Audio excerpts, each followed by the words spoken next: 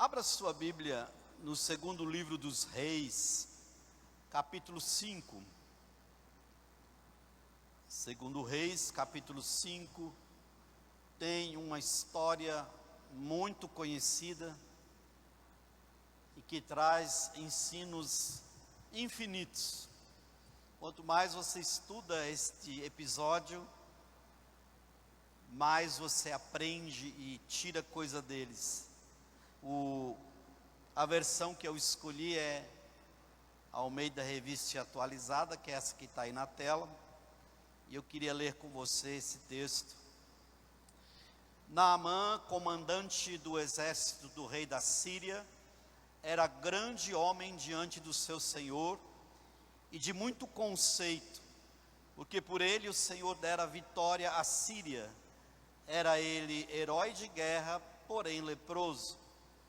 Saíram tropas da Síria e da terra de Israel, levaram cativa uma menina, que ficou ao serviço da mulher de Naamã.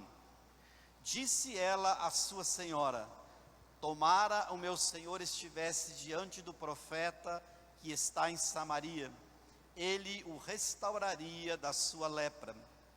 Então foi Naamã e disse ao seu senhor: assim falou a jovem que é da terra de Israel. Respondeu o rei da Síria: vai, anda, e enviarei uma carta ao rei de Israel. Ele partiu e levou consigo 10 talentos de prata, 6.000 siclos de ouro e 10 vestes festivais. Levou também ao rei de Israel a carta que dizia: logo em chegando a ti esta carta, saberás que eu te enviei, Naamã, meu servo, para que o cures da sua lepra.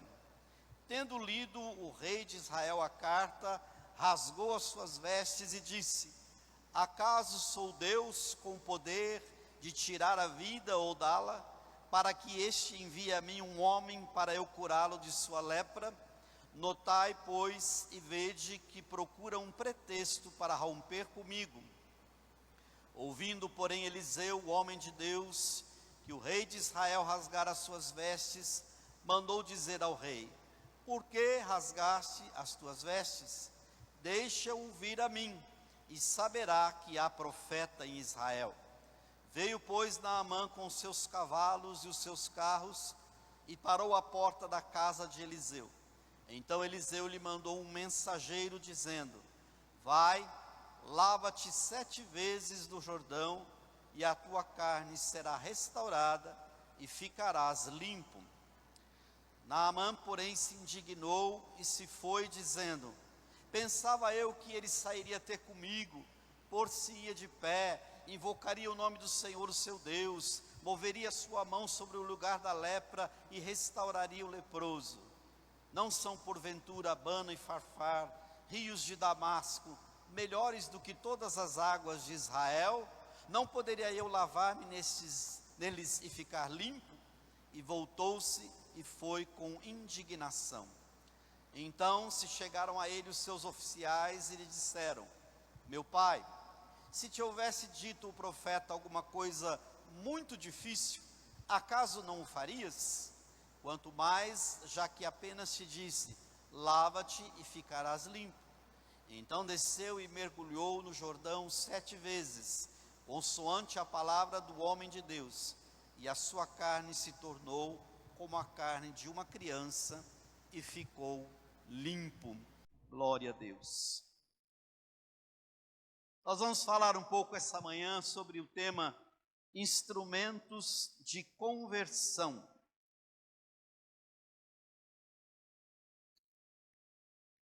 E essa história que temos aqui diante de nós, nesse capítulo, é uma das experiências de conversão a Deus mais bonitas que tem na história do Antigo Testamento.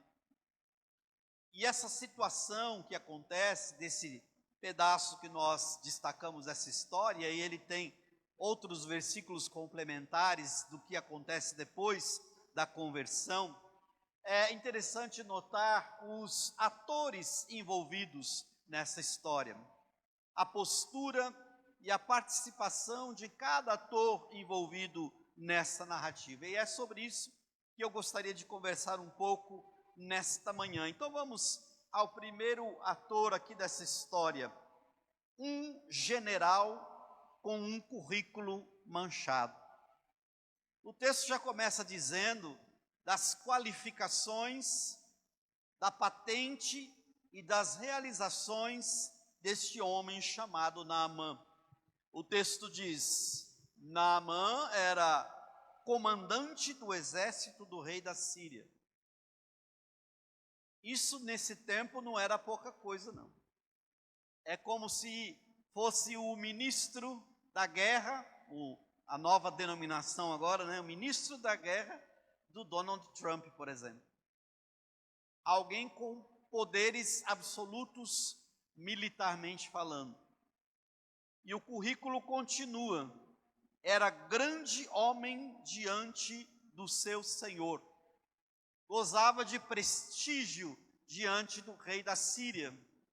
Isso também era muito importante. E de muito conceito. É importante destacar isso porque algumas pessoas alcançam altos cargos, cargos importantes de decisão, mas não gozam do conceito e do prestígio dos que estão ao seu redor. Naamã tinha este diferencial, além de alcançar talvez a posição maior que um militar poderia conseguir no reino da Síria. Ele era grande diante do seu senhor e era uma pessoa conceituada no meio das pessoas com as quais ele convivia. E o currículo continua: porque por ele o Senhor dera vitória à Síria, e ele era herói de guerra. Sempre que uma nação tem uma sua ênfase militar no seu governo, os heróis de guerra são homens e mulheres de destaque. Por quê? Porque conquistar a vitória militar significa resultados positivos em praticamente todos os setores da economia. No comércio, na indústria, no comércio exterior, nas relações internacionais, na segurança interna, e tudo isso traz uma sensação de paz e segurança para esta nação. Então a gente vê aqui que este primeiro ator dessa história era um homem de alta posição, com um grande currículo, mas existe alguma coisa lá no final do versículo que manchava o seu currículo. O verso termina dizendo: porém, ele era leproso. No contexto da sociedade dessa época, ser leproso era algo muito humilhante. Não se tratava somente de uma doença qualquer, mas havia sempre a desconfiança de algumas pessoas, principalmente dos religiosos, de que ele teria esta doença porque tinha algum pecado escondido. Ou que sobre essa pessoa recaía uma espécie de maldição. Aliás, tanto no Antigo quanto no Novo Testamento, a lepra era um símbolo de pecado, de contaminação. As pessoas leprosas sofriam muito, e talvez aqui Naamã não sofresse tanto, porque ele havia conquistado um alto cargo no reinado da Síria. Mas veja que essa era uma mancha no seu currículo. Eu imagino que às vezes ele pensava consigo mesmo, nos seus momentos de solidão, de que adianta eu ser um grande general, de que adianta eu ter um posto alto de comando, de que adianta eu gozar da presença, sempre o trânsito livre ainda na presença do rei, de que adianta eu ser conceituado.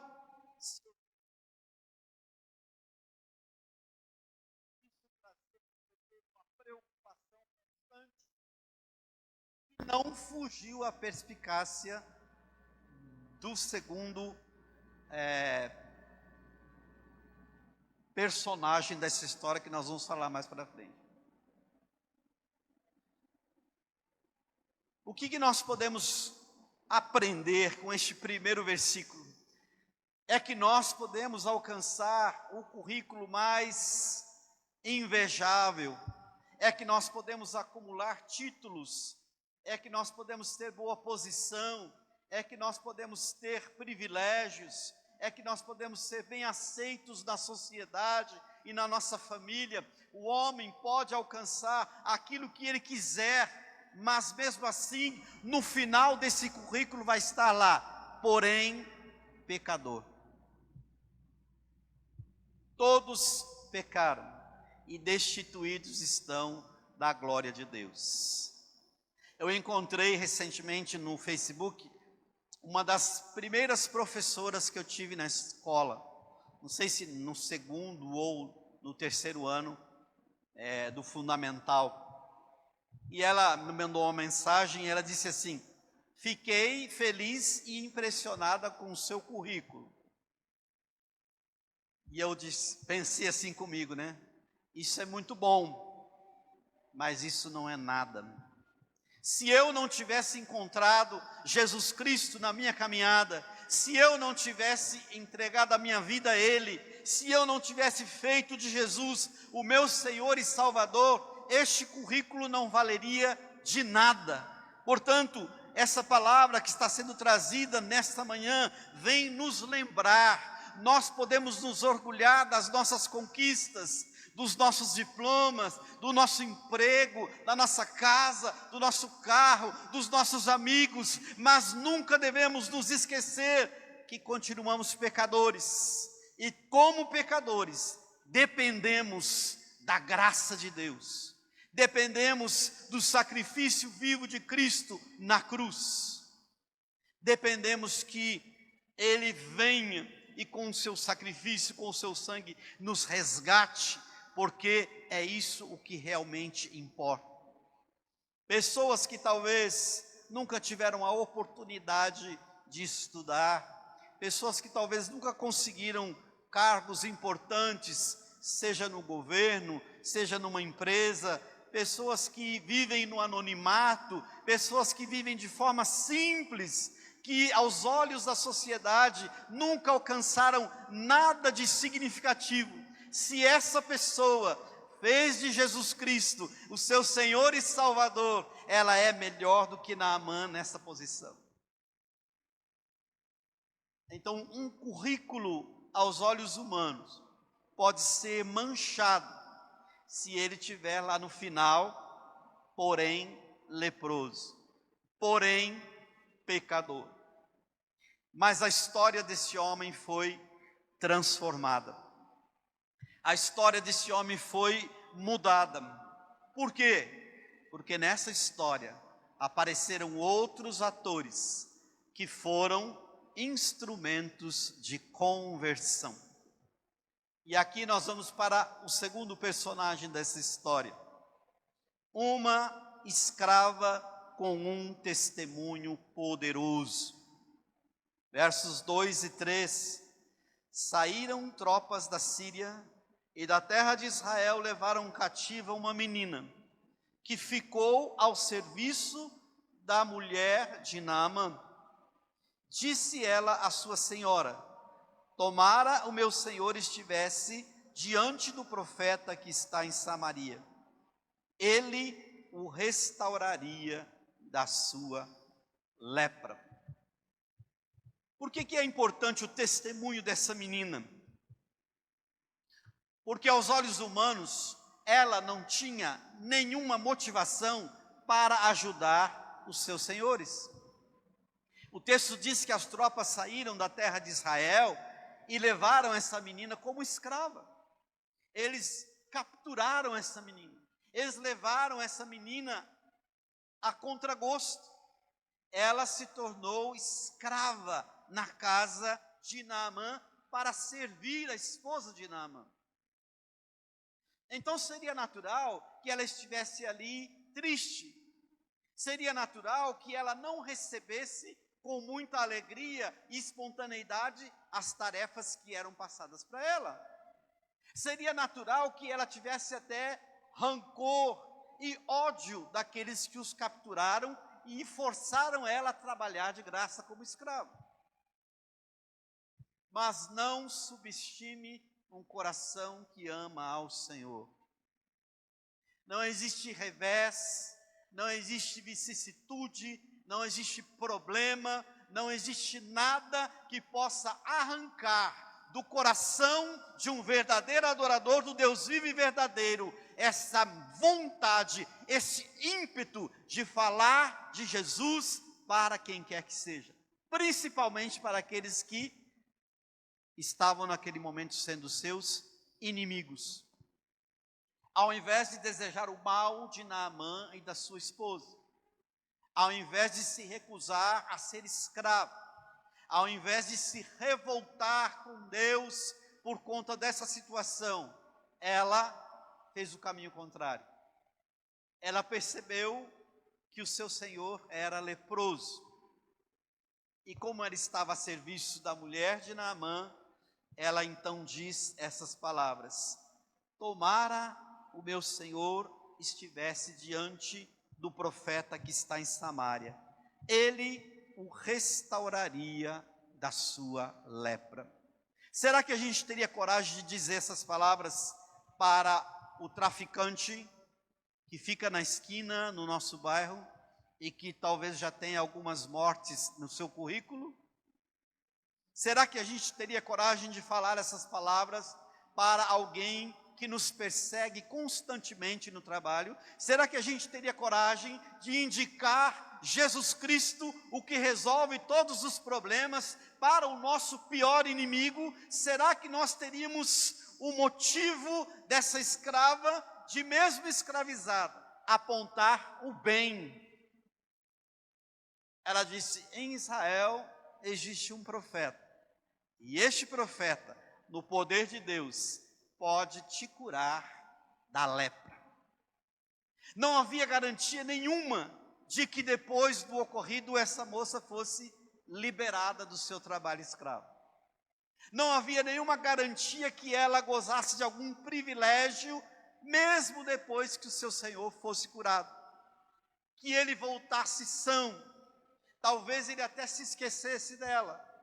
Talvez ele continuaria sendo aquele general poderoso, com estratégia de batalha, que continuasse a oprimir Israel, mas isso não importava, porque quem as pessoas são e o que elas vão se tornar, não depende de mim, de você, não está na minha mão, não está na tua mão. A nossa obrigação, o nosso ministério, aquilo que o Senhor colocou diante de nós é: testemunhe do meu nome, fale da minha palavra, apresente Jesus Cristo como solução para todos os problemas. E foi exatamente isso que ela fez.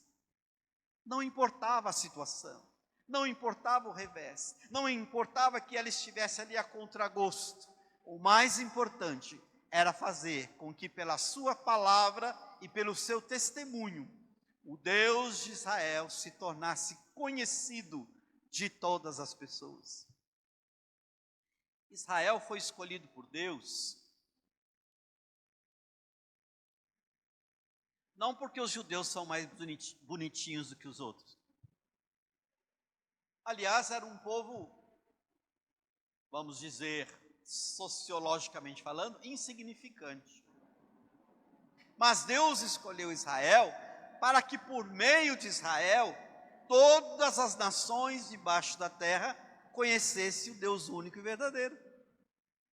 Por isso Deus colocou Israel em confronto e em contato com as nações que adoravam a Baal, Astarote, Macerá, Azerá, Moloque. Para quê? Para que eles, por meio do testemunho e dos milagres e da transformação que o próprio Deus tinha feito em Israel, anunciassem a esses outros povos o Deus de Israel. Mas eles se recusaram a fazer essa missão. Eles se ensimesmaram, olharam somente para dentro de si, não entenderam o propósito da história, o plano de Deus, a revelação de Deus, que veio por meio de Jesus Cristo. Por isso a palavra de Deus diz: veio para o que era seu, mas os seus não o receberam. Mas o versículo continua: mas a todos quantos o receberam, deu-lhes o poder de serem chamados filhos de Deus, a saber, aos que creem no seu nome. Por isso que lá em Pentecostes, a Bíblia diz que estavam habitando em Jerusalém, naqueles dias, homens de todas as nações debaixo da terra. E ali eles ouviram falar das grandezas de Deus, de Jesus, do seu sacrifício, da sua ressurreição. E então, quando eles voltam, cada um para o seu país, para a sua terra, para a sua gente, eles levam este evangelho maravilhoso. E o evangelho então é pregado em todos os lugares do mundo. Então, eu e você somos convocados pelo próprio Deus a olhar para essa escrava e espelhar o testemunho dela onde quer que a gente esteja. Pregar o evangelho, testemunhar de Jesus, levar pessoas à conversão. Nós somos instrumentos de conversão. E você não precisa de muito preparo para isso. Os que se preparam vão exercer ministérios específicos dentro da igreja, mas todo cristão é chamado a testemunhar. Basta que você conte a sua história. Eu era desse jeito, hoje eu sou assim. Eu agia desta forma, agora eu ajo dessa forma. A minha mente era o condutor da minha vida, hoje é Jesus, o Espírito e a palavra. Eu não tinha paz nem alegria, hoje eu tenho essas duas coisas. Eu era inseguro, eu tinha medo, eu tinha mágoa, eu tinha ódio, eu tinha decepções, mas Jesus Cristo transformou todas essas coisas, e agora não é que eu sou uma pessoa otimista, eu sou uma pessoa que tem fé. Como diz aquele hino antigo, né? Jesus Cristo mudou meu viver. É a luz que ilumina o meu ser. Então, contar a respeito de Jesus é usar o modelo dessa escrava, que mesmo no meio de uma situação adversa, ela se levanta, cria coragem, porque muitas vezes o escravo nem podia se dirigir ao seu senhor, e ela vai para a esposa de Naamã e diz assim: se o teu marido soubesse que tem um profeta em Israel, ele iria lá e com certeza ele seria curado da sua lepra. Você não tem o poder, mas você sabe indicar quem tem. O poder não está nas nossas mãos. Nós não podemos ser aqueles que geram os milagres. O milagre vem de Deus, da presença poderosa de Deus, de Jesus Cristo que transforma as vidas. Mas nós sabemos indicar onde Ele está. Então, para todo e qualquer problema, seja como essa escrava, com um testemunho poderoso, e diga: tem profeta em Israel. E hoje o seu nome é Jesus Cristo. Vai a Jesus Cristo, e Ele vai resolver os seus problemas, vai transformar a sua vida. Ele vai tirar essa última parte ruim do seu currículo. E você vai ser um homem e uma mulher de Deus. Terceira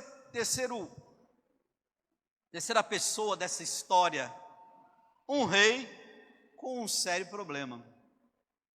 Nos versículos 5 a 7, respondeu o rei da Síria: vai, anda, e enviarei uma carta ao rei de Israel.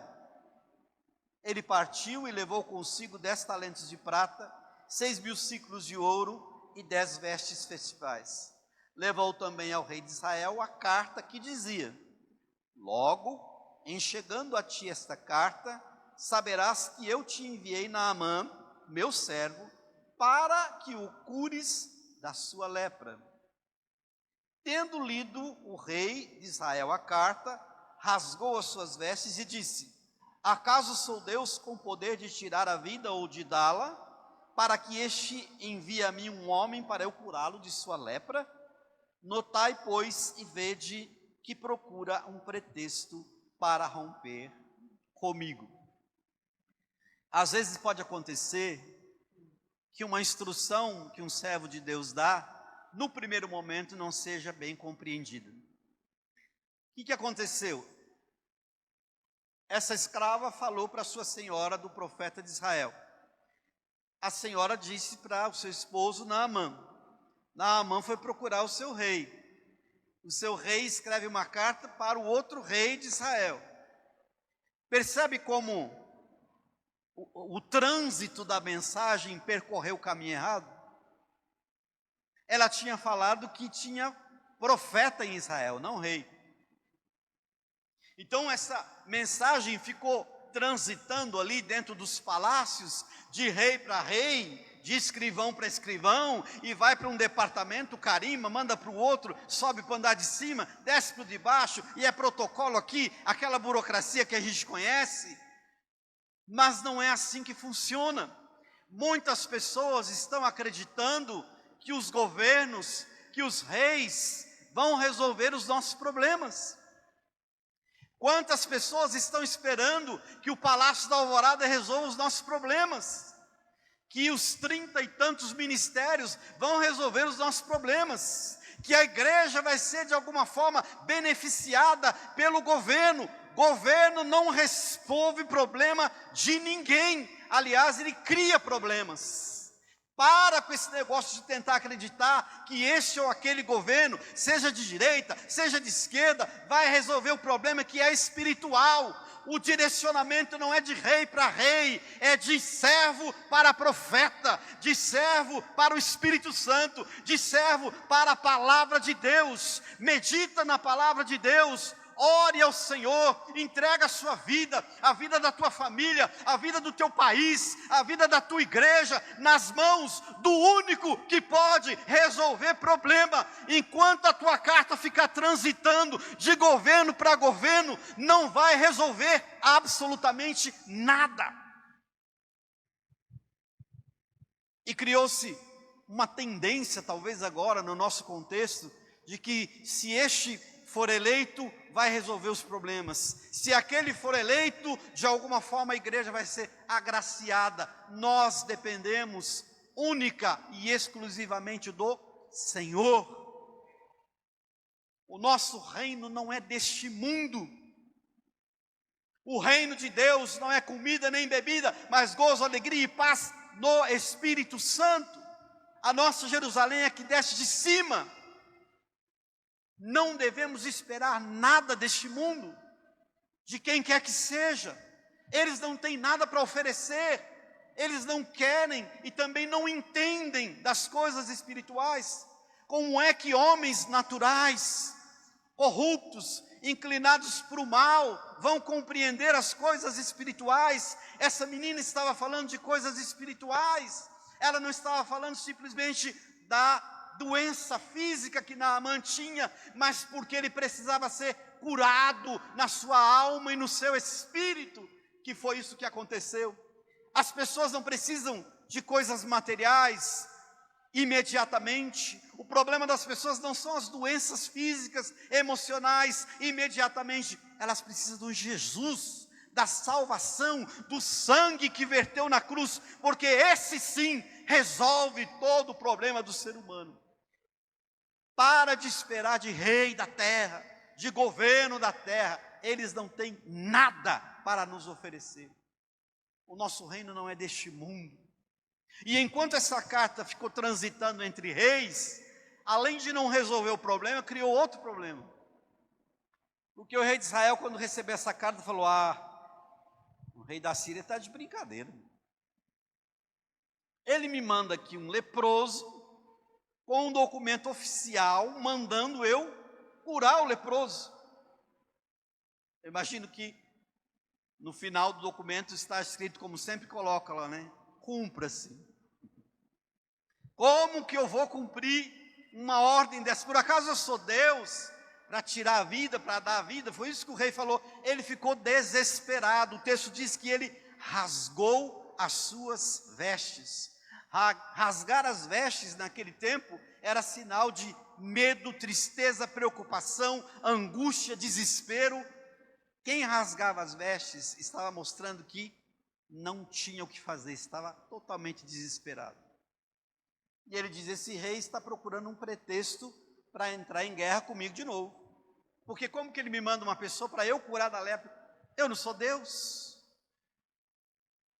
Gente, até os reis e os governos desse tempo chegaram à conclusão de que eles não eram deuses, de que eles não têm condição de resolver o problema das pessoas. E muitas vezes eu e você, que somos crentes, estamos frequentando a igreja há tantos anos, ficamos esperando dos reis da terra. Muitas vezes os reis da terra só agem de conformidade com aquilo que Deus manda, porque Ele é o Rei dos Reis.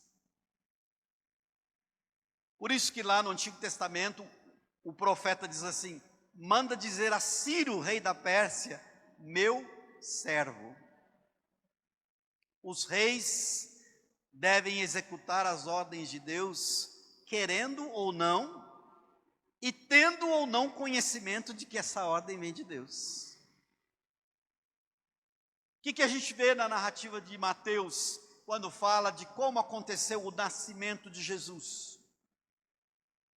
Naquele tempo saiu um decreto de César Augusto, um decreto do grande César Augusto, para fazer um recenseamento na Palestina, e cada um tinha que se deslocar para a sua cidade de origem, para se registrar, porque é assim que fazia, né? O IBGE daquela época era o contrário, né? Você que tinha que ir na cidade que você nasceu, para se registrar. E foi exatamente neste período, durante este decreto, que José e Maria saem de onde estão, e vão caminhar, e nesse trajeto, Jesus então nasce, lá em Belém. Mas o que a narrativa de Mateus diz? Isto aconteceu para que se cumprisse o que foi dito pela boca do profeta Isaías: e tu, Belém Efrata, de maneira nenhuma és a menor entre as cidades de Jerusalém, porque de ti virá o Salvador. Os reis apenas cumprem os decretos de Deus, porque os decretos deles mesmos não têm valor nenhum.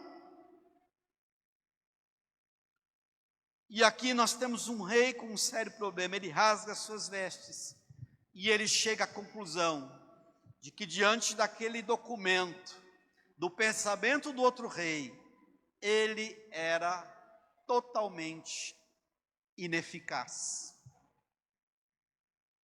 Isso nos leva a um quarto elemento dessa história. Um profeta com uma abordagem estranha.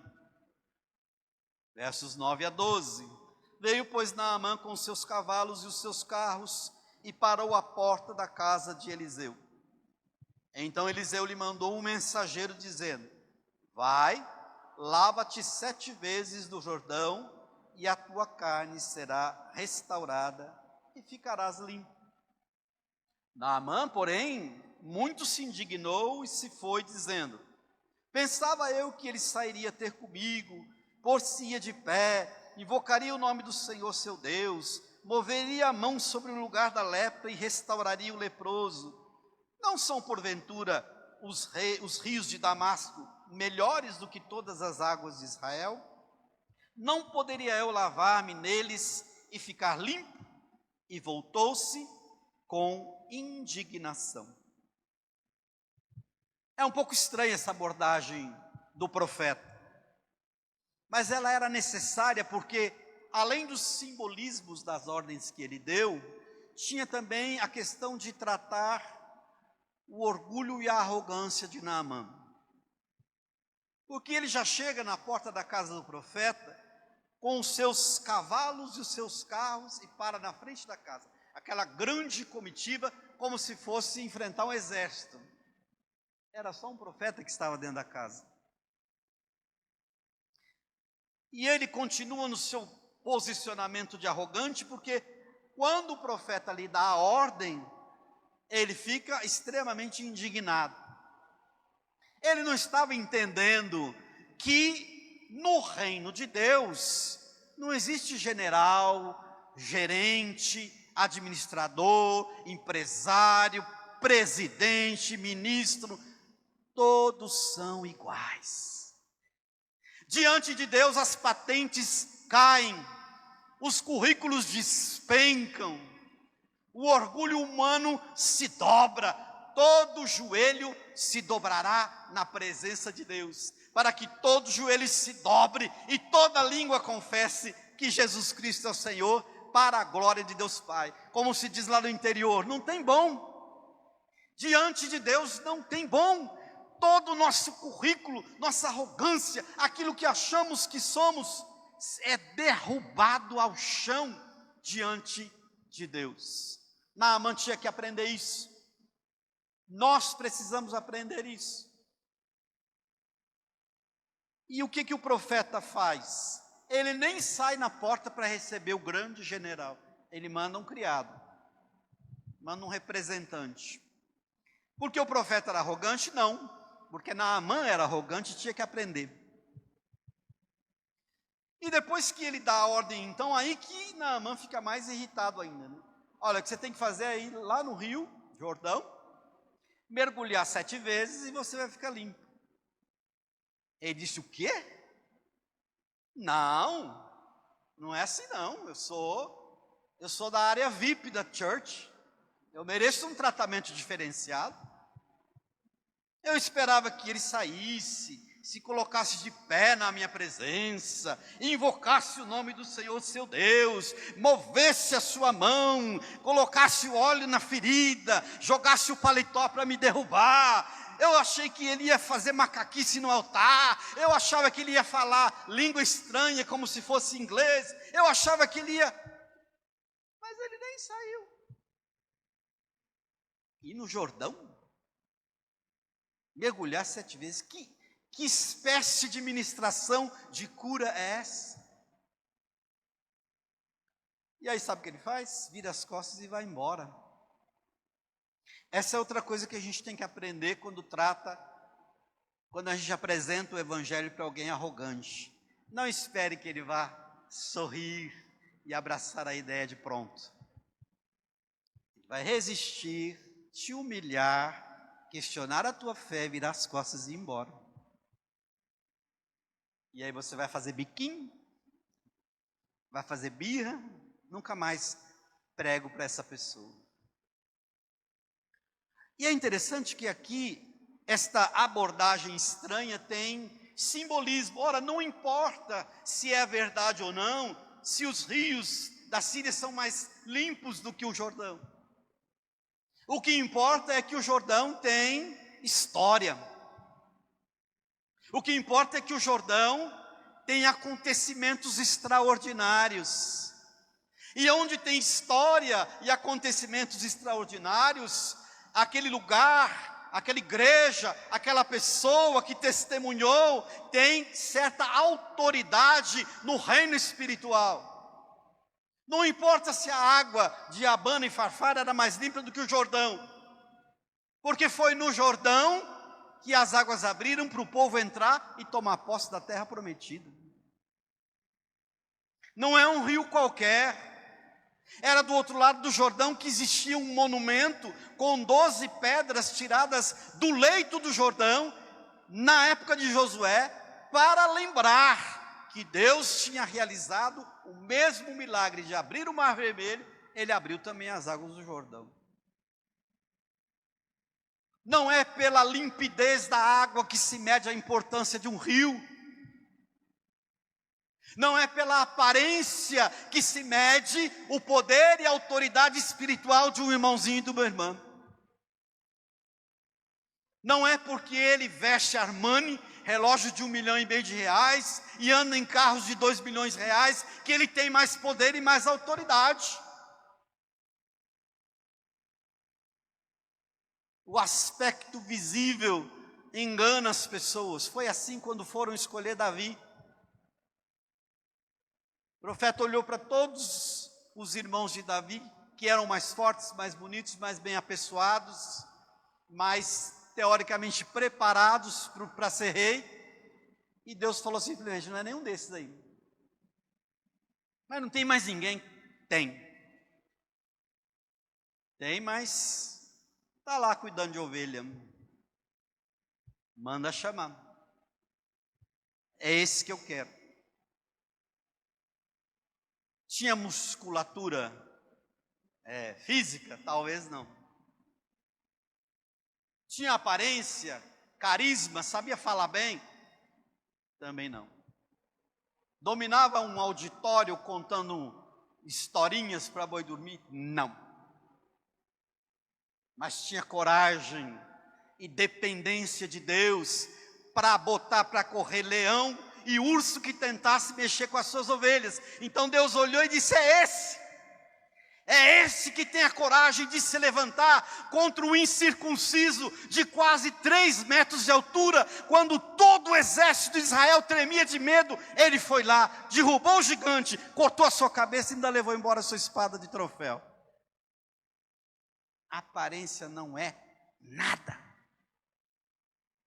Deus não olha para a aparência, Ele olha para o interior, o que está no coração. Não importa se Naamã via nos rios da Síria maior limpidez de água, se ele desprezava o Rio Jordão. O importante é que o Rio Jordão tem história, tem presença de Deus, tem manifestação sobrenatural de Deus naquele rio. E agora a palavra direciona para mim e para você. Você tem história com Deus, tem presença do Espírito Santo de Deus, tem manifestação sobrenatural de Deus na sua vida. Então você está qualificado para levar as pessoas ao Deus vivo e verdadeiro, para que elas sejam curadas do pecado que é a lepra, por Jesus Cristo, nosso Senhor e Salvador. Não importa se a abordagem do profeta foi estranha, não importa se ele não atendeu às expectativas de uma celebridade do tempo dele, não me interessa, porque nas coisas espirituais, Deus está no céu, nós estamos na terra, portanto sejam poucas as nossas palavras. Isso nos leva ao 5º personagem, ou personagens.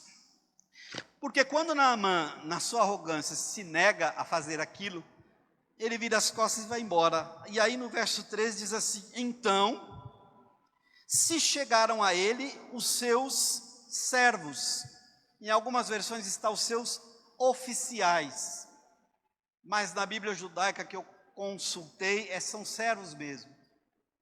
Os homens que iam com ele para ajudá-lo. Toda gente importante naquela época tinha seus servos. E esses servos disseram para Naamã: meu pai, se te houvesse dito o profeta alguma coisa difícil, acaso não a farias? Quanto mais, já que apenas te disse: lava-te e ficarás limpo. Naamã deve ter falado: tá bom, então eu vou.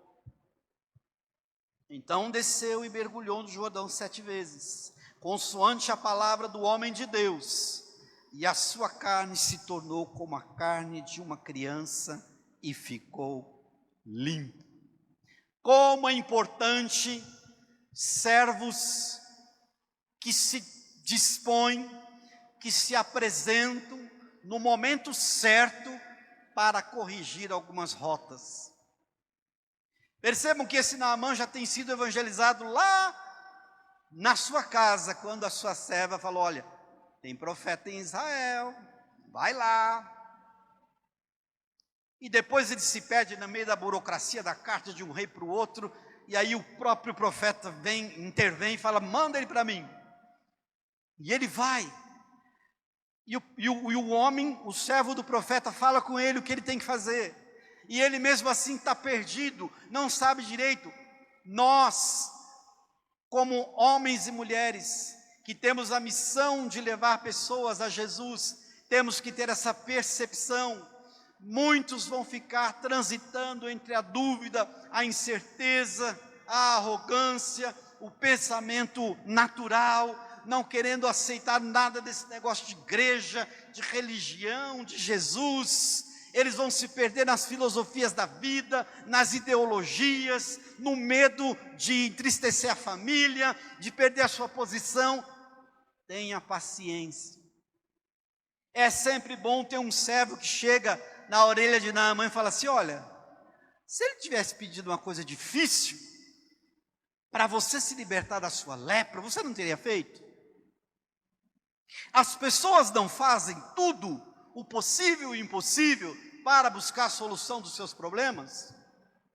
Não vão caminhando a pé até Aparecida? Não entregam todo o seu dinheiro nas mãos de charlatões? Não ficam ouvindo bobagem, gospel, teologia errada na internet? Não fazem votos? Não vão para as encruzilhadas, para a cachoeira? Não fazem tudo o que for pedido para resolver os seus problemas? Era mais ou menos isso o que os servos de Naamã estavam dizendo. Olha, se ele tivesse pedido uma coisa difícil, eu tenho certeza que você faria. Mas aqui está o mistério. O Evangelho de Jesus é simples. As pessoas estão tentando complicar o Evangelho de Jesus. Estão tentando inventar coisas, trazendo fogo estranho no altar de Deus, coisas que Deus nunca falou, nunca ordenou e nunca mandou. E o Evangelho simples tem sido perdido no meio dessa parafernália gospel que os homens inventaram e que Deus nunca esteve nesse negócio. O Evangelho é simples. Entrega o teu caminho ao Senhor, confia nele e o mais ele fará. Porque Deus amou o mundo de tal maneira e deu seu Filho unigênito para que todo aquele que nele crê não pereça, mas tenha vida eterna. O Evangelho é simples.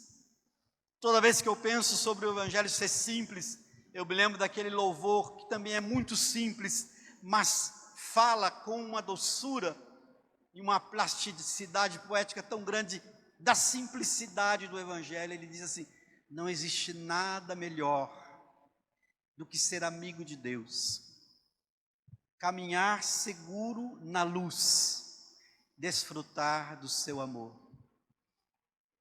ter a paz no coração, viver sempre em comunhão e assim perceber a grandeza do poder de Jesus, nosso bom pastor. O Evangelho é simples. Desconfie de pessoas que complicam o Evangelho. Desconfie de pessoas que te exigem mais do que aquilo que Deus exige. Desconfie de métodos que não estão na Bíblia. Desconfie de ideias que não estão em consonância com a palavra de Deus. Porque o Evangelho é simples. E é isso que aqueles jovens estavam dizendo para Naamã: Naamã, o que foi pedido para você é simples. E hoje para a gente está mais simples ainda, né? Para Naamã foi pedido batizar 7 vezes no Jordão. Para a gente uma vez só aqui, não precisa nem ser no Jordão. E agora quer ver um exemplo como as pessoas estão complicando e trazendo fogo estranho no altar e inventando teologias que Deus nunca mandou? Existe uma corrente nas igrejas por aí que você precisa ir para Jerusalém, pelo menos uma vez na vida, e batizar 7 vezes no Jordão. Se você não fizer isso, você é um crente de segunda categoria. Onde que está escrito isso na Bíblia? Se o próprio Deus disse que é para ir por todo mundo e batizar as pessoas onde elas estiverem. Não caia nessas armadilhas de pseudo-pregadores que só querem likes e tomar o teu dinheiro. O Evangelho é simples. Quem crer e for batizado será salvo. Pode ser aqui, pode ser num balde, pode ser debaixo do chuveiro. O que vale é a intenção. Conheço gente que foi batizado debaixo do chuveiro porque era tetraplégico. E saindo dali, Deus levou.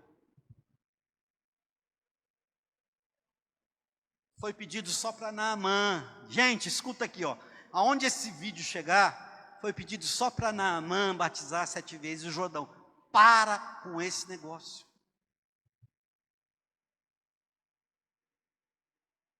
E aí Naamã disse, deve ter pensado, é verdade, né? Se ele tivesse pedido uma coisa difícil, eu teria feito, porque afinal de contas eu quero me livrar dessa lepra. Talvez é só isso que falta, pensava ele na sua inocência. Se eu me livrar dessa lepra, eu vou estar com a minha vida perfeita. Muita gente pensa isso, né? Se eu conseguir comprar aquele carro que eu estou querendo, minha vida vai estar... Se eu conseguir aquele emprego, então... Se eu conseguir namorar aquela menina...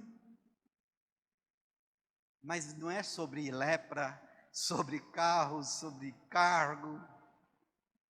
É sobre ter a salvação da alma. É isso que é mais importante. É para isso que ele estava sendo encaminhado, talvez ele não tivesse consciência naquele momento. E aí entra de novo, eu e você como agentes de conversão. Tem pessoas que vão dar mais trabalho, tem pessoas que vão demorar mais para entender, tem pessoas que vão ficar em dúvida, e aí o seu trabalho o que é? É simples, não é complicado, é fácil. Basta se entregar a Jesus. E deixa as coisas acontecerem no processo. E assim que ele obedeceu, o texto diz que ele ficou limpo e a sua carne como de uma criança. Mas aí aconteceu, depois da cura da lepra, aconteceu um milagre de verdade. Ele se converteu. Porque o texto continua dizendo que ele se desculpa com o profeta, ele fala, olha, eu, como segundo depois do rei, eu fico do lado do rei, no momento que ele entra no templo para adorar o Deus que não é o Deus de Israel. Então, o senhor me desculpa se eu tiver que continuar fazendo isso, porque ele entra no templo, se apoia em mim e adora o Deus Rimon. E para provar que eu estou falando verdade, eu posso levar um pouco de terra aqui de Israel. Ele diz isso. E levo para lá e me ajoelho nessa terra. Na terra santa. Hoje, aonde você vai, você leva um pouco de Deus dentro de você. Aliás, um pouco não, tudo, porque o Espírito não é fracionado. Então, onde você estiver, é como se você estivesse como Naamã, no templo de Rimon, mas adorando ao Deus vivo e verdadeiro, que é bendito eternamente. Amém. Para concluir, eu queria dizer que, dentre as muitas lições que esse texto apresenta, a gente destaca a importância da atitude dos servos e servas de Naamã, que foram elementos imprescindíveis no processo de conversão desse homem ao Deus vivo e verdadeiro. Não tiveram medo, tiveram intrepidez, falaram do seu testemunho, indicaram o caminho, instaram com eles, né? Aquela história de que a pessoa vem uma vez na igreja, não vem mais, e foi você que levou de vez em quando, vamos lá, não te vi mais, né? Vamos de novo, porque às vezes é difícil pegar no tranco. Isso mesmo, em tempos de adoração às celebridades, disputa por atenção e visibilidade, é bom lembrar que Deus usa servos e servas anônimos. Nós não sabemos o nome da serva de Naamã. Nós não sabemos o nome dos servos que falaram, vai, é fácil. Mergulha no Jordão, mergulha. Nós não sabemos o nome. Mas Deus usa servos e servas anônimos para realizar a sua obra de evangelização. E para encerrar eu pergunto, onde estão os servos e servas de Deus dispostos a proclamar que há um Deus que salva? mesmo que você seja anônimo, mesmo que ninguém te reconheça, mesmo que ninguém assista os teus vídeos, mesmo que ninguém compartilhe os teus status, você pode ser anônimo neste mundo, mas há um novo nome lá na glória, há um Deus que te conhece pelo nome, há um Deus que vai te dar um novo nome, escrito na pedrinha branca, como diz lá em Apocalipse, e este nome vai ser chamado naquele dia: vinde, benditos do meu reino, para o que está preparado, porque você foi um servo, uma pessoa que levou outras pessoas a conhecer o meu nome, a minha palavra, o meu reino. Diante de Deus, ninguém é anônimo, porque Ele conhece cada um de nós pelo nome. O Deus que nós servimos chama cada estrela pelo nome. O Deus que nós servimos conta os cabelos da nossa cabeça. O Deus que nós servimos nos gerou, nos criou e conhece cada faceta do nosso ser. Diante de Deus, ninguém é anônimo. Fique de pé, vamos orar.